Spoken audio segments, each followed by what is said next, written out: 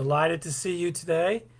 I'm James Brewer Calvert, and we are thrilled that you are here.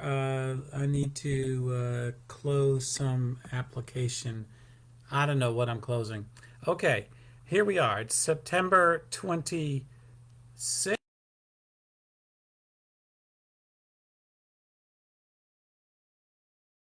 No, September 22nd. And you are on 601, our midweek live check-in.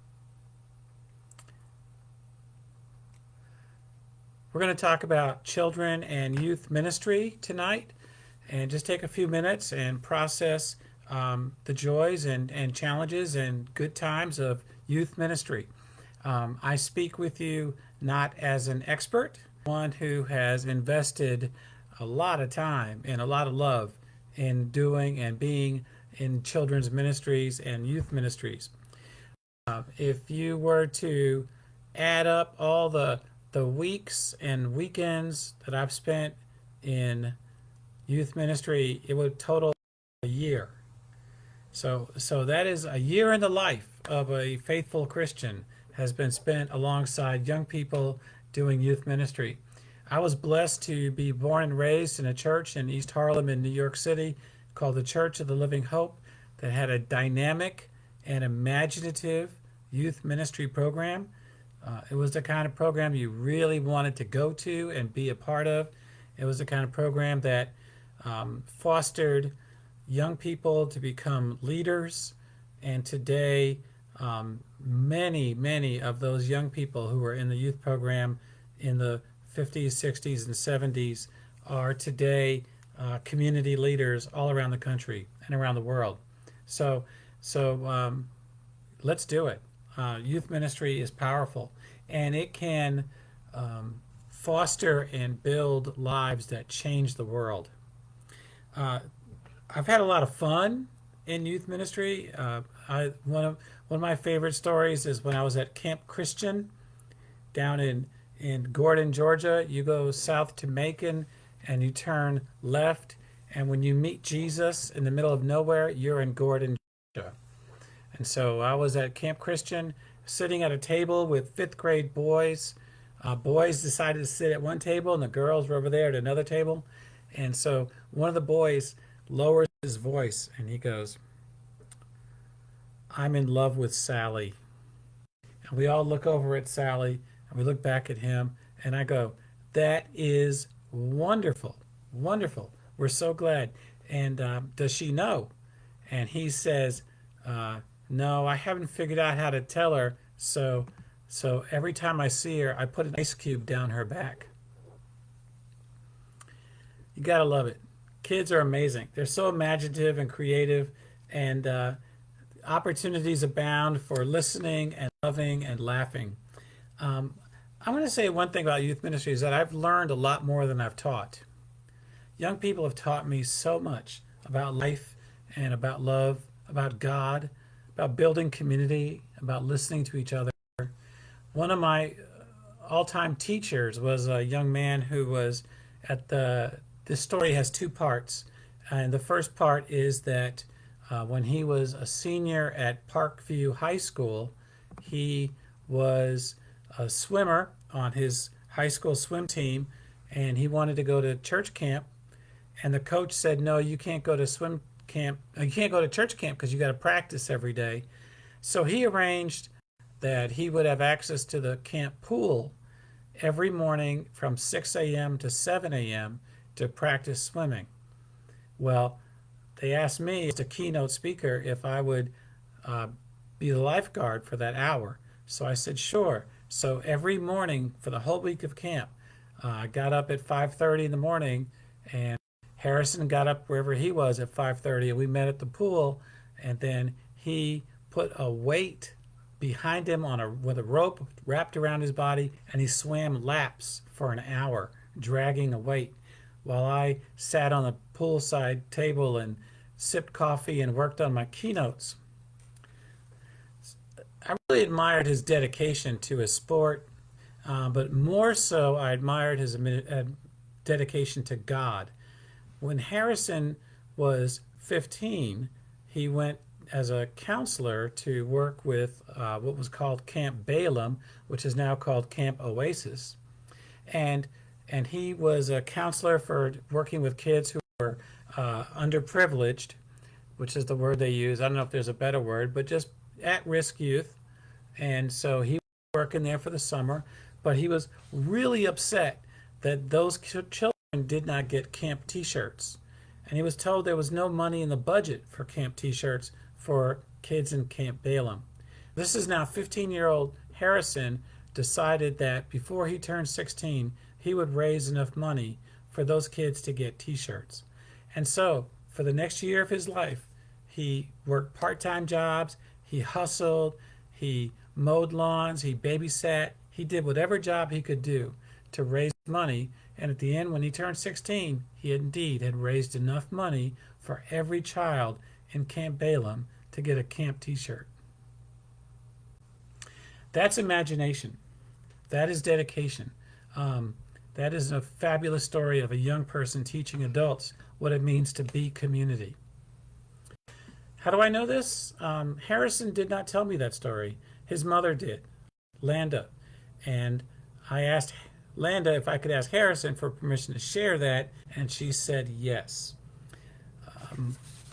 You know, we have so much to learn from our young people. It's important for adults to put ourselves in position to be listeners, to be guides, to share what wisdom we have, but more importantly, to love our young people as they are and to give them room to grow, to make mistakes, to have a good time, to know that God loves them and do too. Our congregation is going to be restarting youth ministry this Sunday. I'm very excited.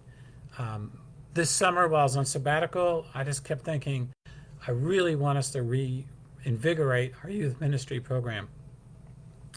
And when I came back, we got a phone call from the Unitarian Universalist and the United Church of Christ congregations in Decatur, and they said, we've got small programs, we'd like to join with you, would you be willing to host? And I said, absolutely, absolutely. So starting this Sunday afternoon from 2 to 3:30, we're offering 2 new youth ministry programs. The first one is for young people who are in elementary school, and we're going to be offering circus arts, games, arts and crafts, snacks, maybe play some kickball, throw a frisbee around. It's going to be fun. It's going to be opportunities for some worship, opportunities for community service. It's going to be a wide variety of things. I'm going to be working with that group, and along with Kaylee and some parents. It's going to be a good time. As you know, I ran away from the circus and joined the church. So I've got some circus skills to bring to the table, and all the parents who are going to be participating are bringing their gifts and their skills. That's going to be fun. So it's this Sunday from 2 to 3:30. We're also starting a middle school age group. So that group will be focusing on a curriculum called Our Whole Lives, OWL, Our Whole Lives. And that is a curriculum on having a positive body image, seeing yourself as a beautiful creation of God. There is some opportunities to explore positive relationship building, and also some understanding of how our bodies work, especially in terms of interactions with one another that are safe and pleasurable. So there's going to be some sex education. There's going to be some dynamics of that, and how to treat each other with respect, how to have loving and kind relationships. That's a very positive thing to do. It's something that many of our young people are not learning either at home or in school. And so we, as the Church of Jesus Christ, are going to be offering a positive body image course for young people. Parents who want their young people to be a part of this need to give permission, and also need to get a little bit of training in advance so they know what they're getting into.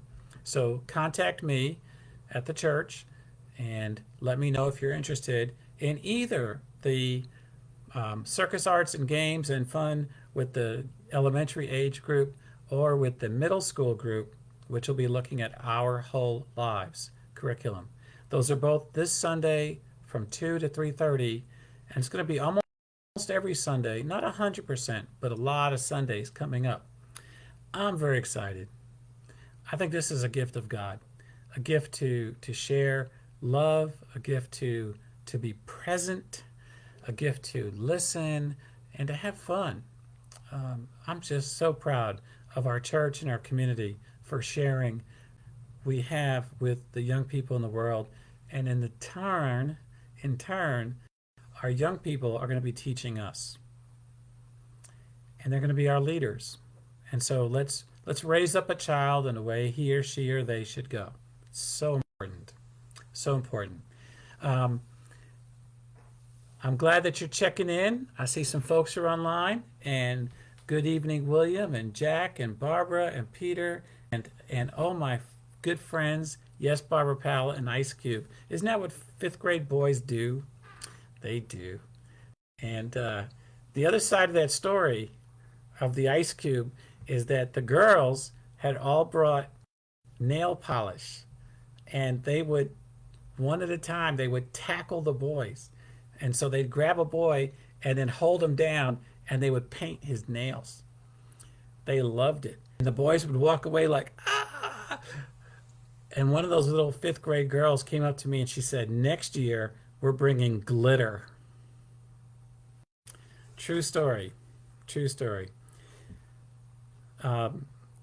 This Friday and Saturday is the women's retreat, and it's a virtual retreat. You can sign on through the Georgia Disciples website, and they've got a great keynote speaker and great workshops and worship and prayer. So that's this. It's a virtual retreat, so there's room to sign up and participate. Also, this Saturday is our West Ponce music stroll in downtown Decatur, across the street from the church. I'll be making balloon animals on Saturday morning, and y'all come down. There's lots of activities. There's a walk and a run and music and food. It's going to be a festival in front of the church. Y'all come on down. On Sunday, we've got worship, and Isaiah Bell is going to be playing the trumpet. It's going to be an amazing service. And then youth ministry in the afternoon. And next week, full slate of opportunities for service and love.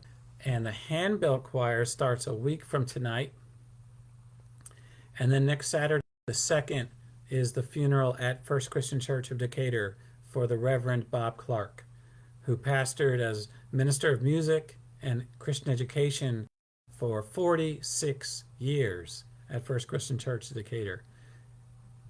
He lived with us for 50 years in Decatur and 20 years in Cherry Log in Blue Ridge Mountains. So what a gift he was and always will be, a legacy of love. Talk about youth ministry. Bob forgot more than I'll ever know. May God's blessings and peace be with you. I look forward to seeing you and being with you, and may God's blessings, peace. You take care, and good night.